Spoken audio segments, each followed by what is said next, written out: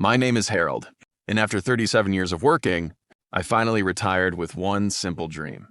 I wanted peace, privacy, and a small piece of Montana where nobody could tell me how to live.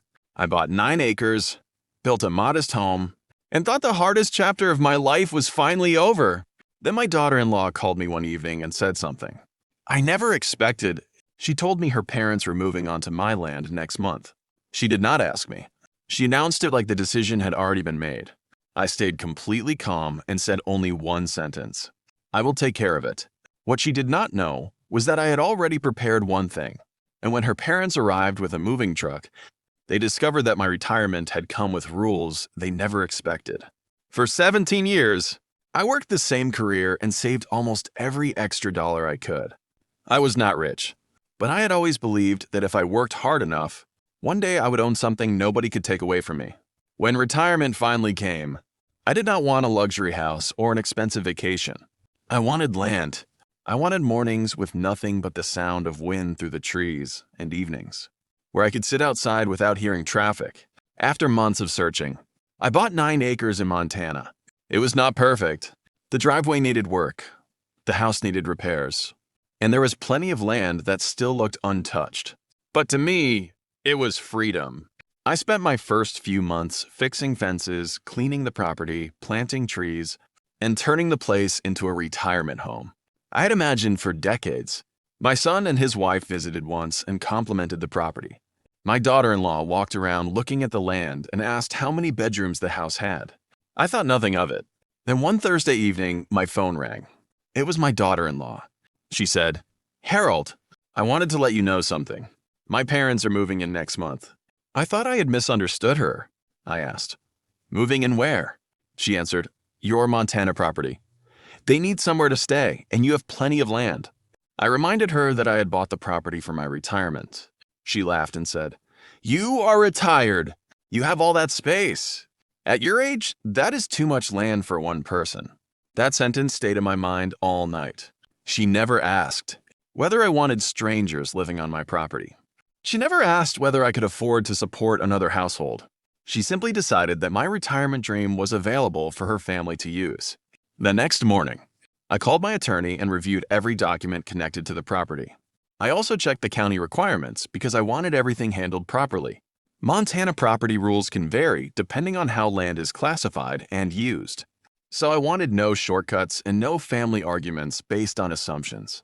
Montana Department of Revenue guidance confirms that property classification and residential use can affect taxation, while county governments handle local property tax collection. Then I made my decision. I did not yell. I did not threaten anyone. I did not call my son and demand an apology. Instead, I prepared one simple thing: a written property use agreement. It made one point very clear. Nobody could move onto my land without my written permission and without meeting the legal requirements for whatever structure or residence they planned to use. 3 weeks later, I heard a truck coming down my driveway. Then another. My daughter-in-law stepped out smiling. Behind her were her parents and a moving truck filled with furniture. She walked toward me and said, "We are finally here."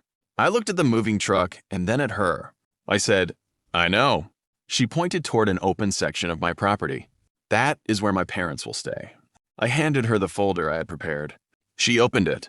Her smile disappeared. The document did not give her parents a place to live. It explained that nobody had permission to occupy my property without my written approval and proper legal arrangements. She became angry and said I was embarrassing the family. I calmly answered, "You embarrassed the family when you decided. My home belonged to you before asking me." My son finally stepped out of the truck. He looked at the papers and then at his wife. For the first time, he understood what had happened. He asked her, "Did you actually ask Dad before making this plan?" She said, "I knew he would say yes." My son looked at me. I told him, "I love you. But retirement is the one thing I spent 37 years earning. I will not spend it surrendering my home because someone decided my hard work was available to them." Nobody moved in that day. There was anger. There were accusations. There were several phone calls afterward. But eventually, something changed. My son admitted that his wife had made the decision without talking to me. Her parents apologized for arriving without permission. I did not give them my land. I did not give them a free house. but I did help them find another temporary solution. Months later, my property became quiet again. Every morning, I walked outside and looked across those 9 acres. For years, I had believed retirement meant finally having enough money to stop working. I learned something more important. Retirement means finally having the courage to protect life.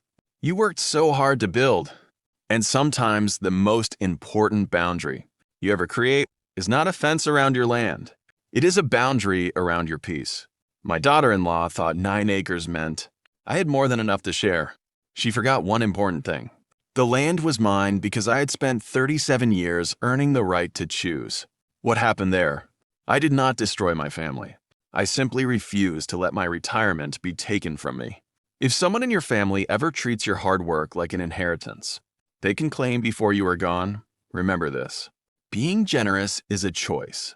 Being taken advantage of is not. And sometimes the quietest no is the strongest answer you can give.